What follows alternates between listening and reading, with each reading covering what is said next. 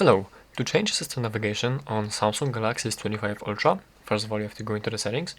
From here scroll down, go into the display, and again scroll down until you find the navigation bar.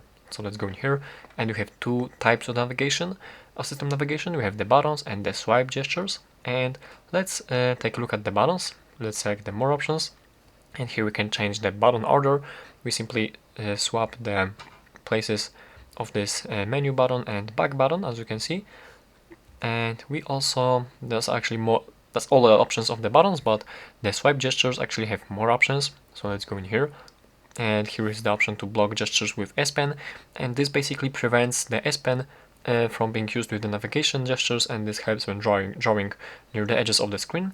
And also here you can adjust the gesture sensitivity to lower or higher, and as you can see you have the preview of this sensitivity where the gestures will actually work.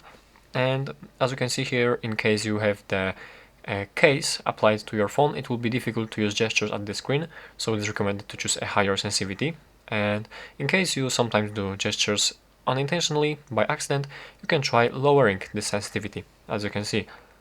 And yeah, that's basically how to change the system navigation and adjust it. Thank you for watching.